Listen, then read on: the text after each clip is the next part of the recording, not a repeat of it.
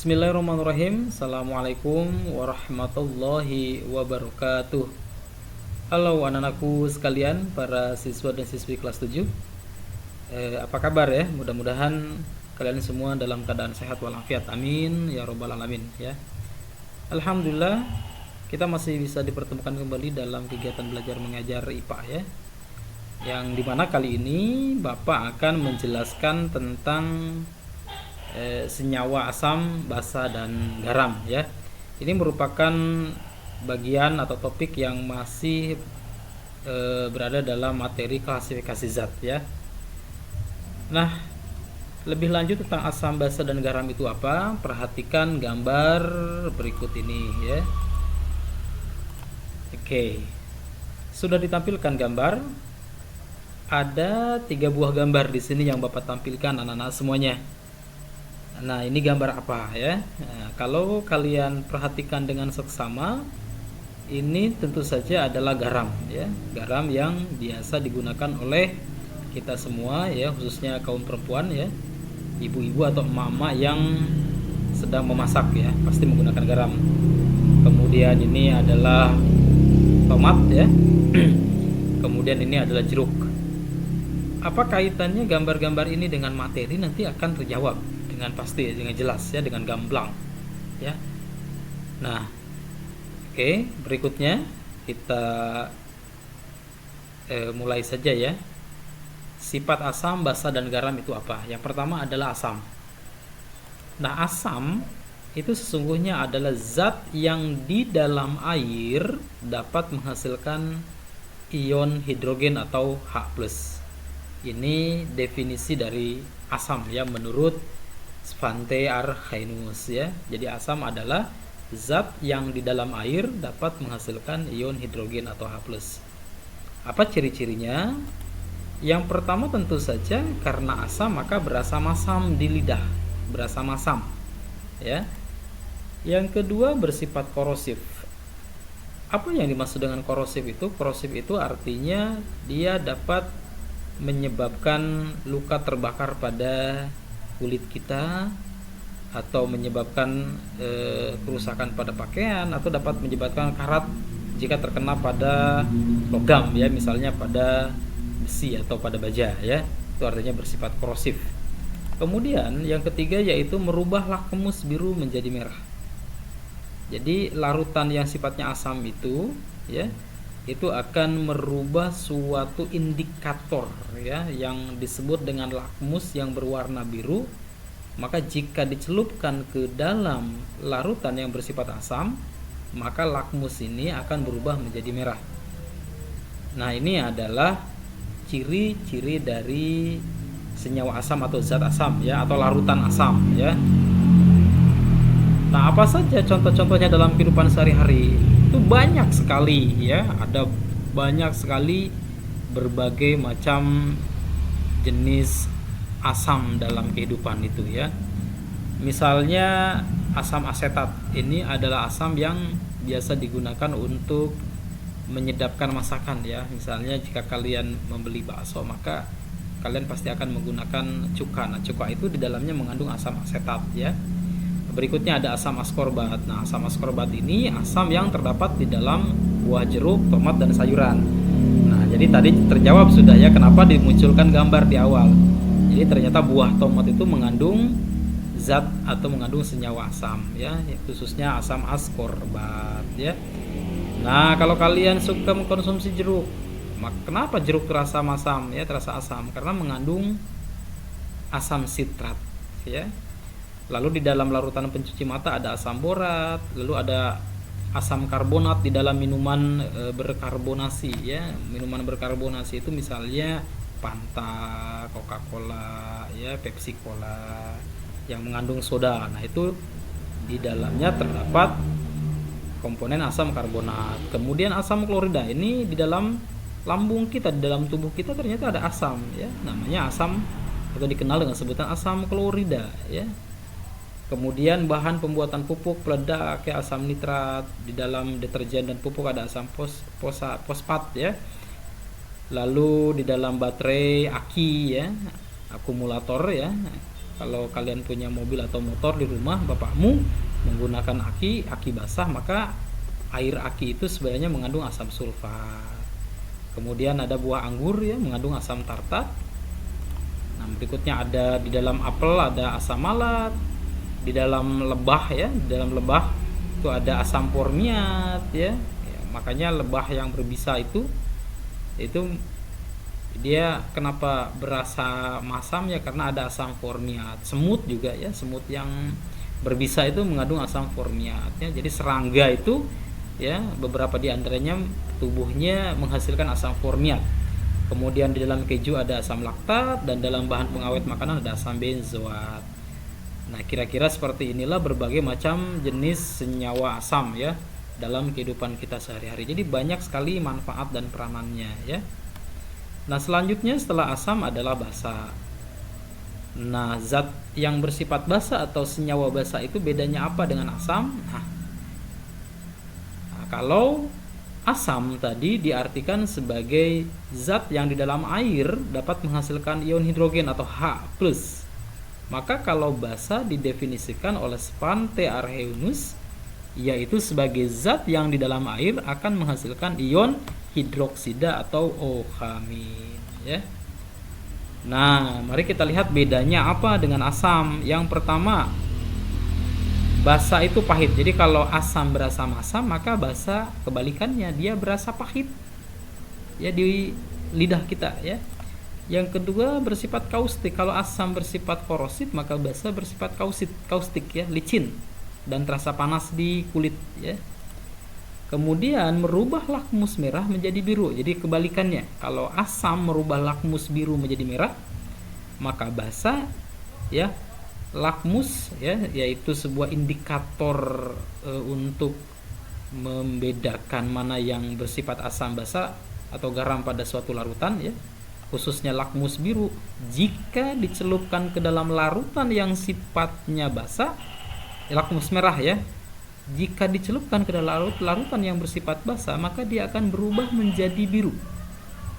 Tolong diingat baik-baik, kalau lakmus merah ya dimasukkan ke dalam larutan yang sifatnya basa, maka dia akan menjadi biru. Nah, kalau lakmus biru dimasukkan atau dicelupkan ke dalam larutan yang sifatnya asam, maka dia menjadi merah.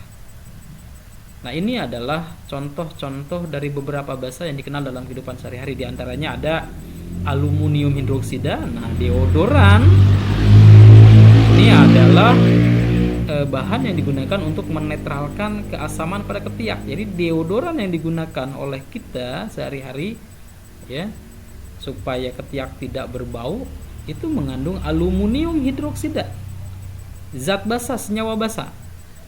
Nah, kalsium hidroksida itu di dalam plester dan mortar. Magnesium hidroksida itu ada di dalam obat urus-urus, antacid ya, jika kita mengalami gangguan pencernaan seperti penyakit mah ya, maka menggunakan promah, misalnya produk obat dalam kehidupan sehari-hari ada promah, itu mengandung magnesium hidroksida dan aluminium hidroksida ya. Kemudian di dalam sabun itu terdapat senyawa basa yang disebut dengan natrium hidroksida ya.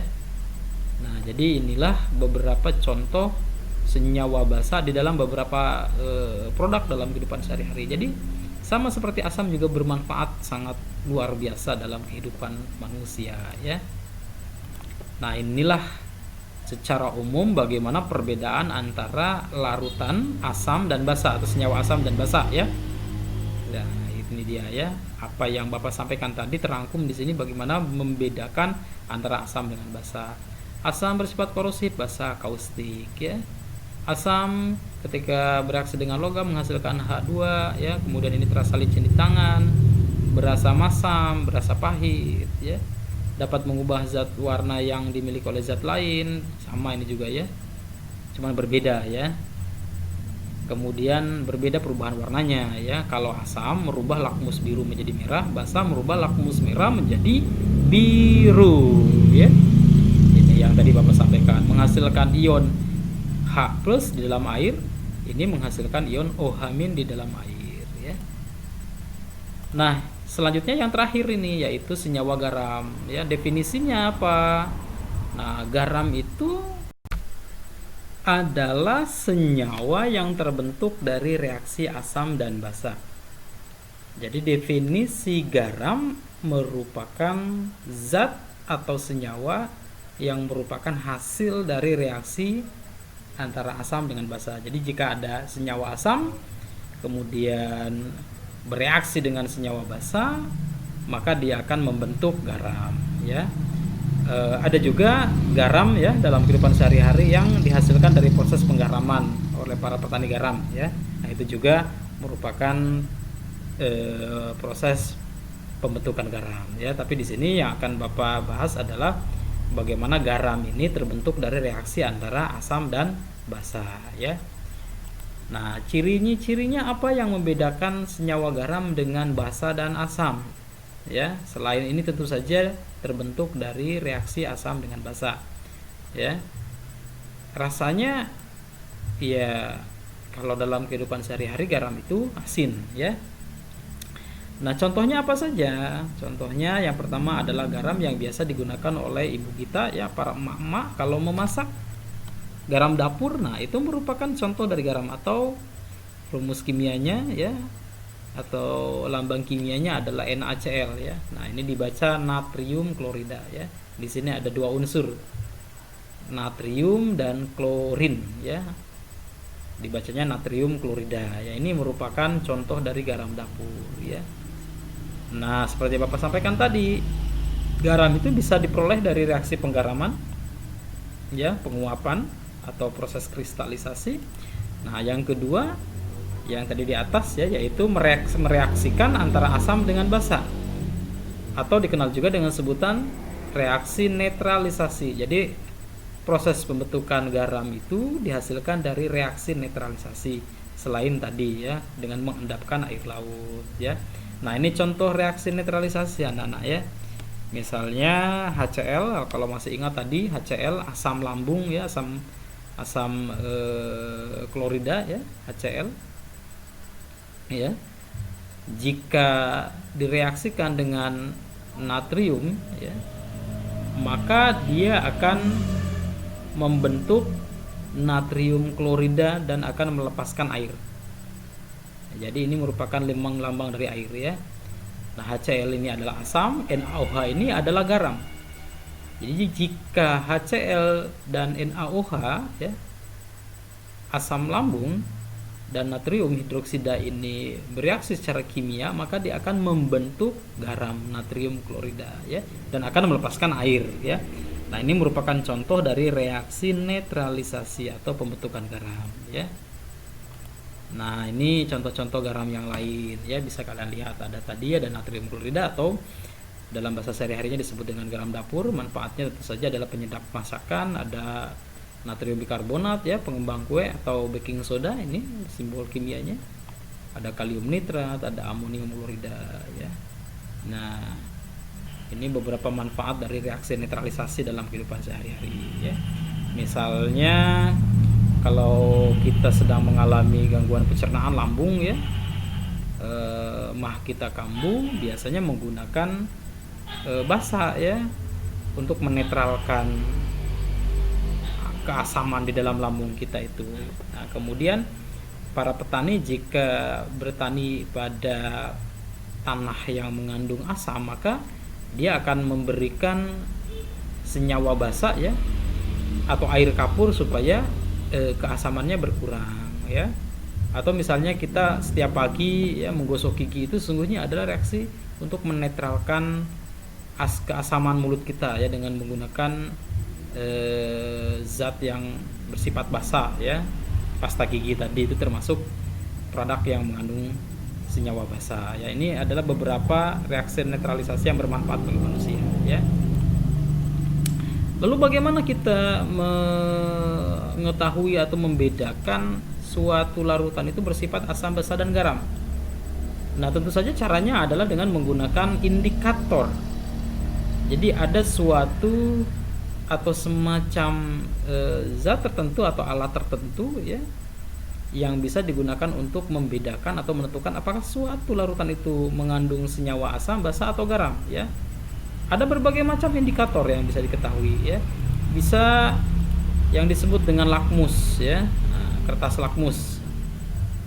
Kemudian ada yang disebut dengan larutan indikator dan indikator alami. Nah, ini semua merupakan indikator-indikator yang digunakan untuk menentukan atau membedakan apakah suatu larutan itu bersifat asam, basa, dan garam. Nah, ini semua akan menghasilkan warna-warna tertentu yang jika dimasukkan dengan atau bertemu dengan senyawa-senyawa yang bersifat asam, basa, garam, maka dia akan menghasilkan warna-warna. Ada perubahan warna yang terjadi pada indikator ini ya. Yang pertama adalah kita lihat ya. Nah, ini beberapa jenis indikator ya. Nah, ini lakmus ya. Ada lakmus merah, ada lakmus biru, kemudian ada metil merah, metil zinga, fenolflatin ya. Lakmus merah. Lakmus merah ini jika berada di dalam larutan yang bersifat asam dia akan tetap merah, tetapi jika berada di dalam larutan yang bersifat basa maka dia akan berubah menjadi biru. Jika berada di dalam larutan netral maka dia akan tetap merah. Lakmus yang berwarna biru jika berada di dalam larutan yang bersifat asam maka dia berubah menjadi merah. Di dalam larutan yang bersifat basa tetap biru, dan di dalam larutan yang bersifat netral dia akan tetap biru juga. Nah, metil merah seperti ini ya, terjadi perubahan warnanya ya. Nah, ini semua adalah indikator yang digunakan untuk menentukan apakah suatu larutan bersifat asam, basa, atau netral. Itu ya. Nah, ini dia keuntungan lakmus tadi ya. Kenapa lakmus digunakan? Karena dapat berubah warna dengan cepat ya, sukar bereaksi dengan oksigen, jadi tahan lama ya, mudah diserap oleh kertas. Ada juga yang disebut dengan indikator alami ya. Indikator alami ini adalah indikator yang sumbernya dari alam. Jadi kita bisa memanfaatkan berbagai macam benda-benda di alam ya untuk membedakan atau menentukan suatu sifat asam, basa, dan garam atau netral dalam suatu larutan. Misalnya adalah bunga sepatu, kunyit, kemudian ada kubis ungu. Nah, ini semua adalah berbagai macam indikator-indikator alami ya. Bunga sepatu, kunyit, kubis ungu ya, kulit manggis, ini dia ya. Nah, ini dia perubahan-perubahan warna berbagai macam indikator alami tadi di dalam larutan-larutan baik yang bersifat asam, basa, dan garam. Ini ya.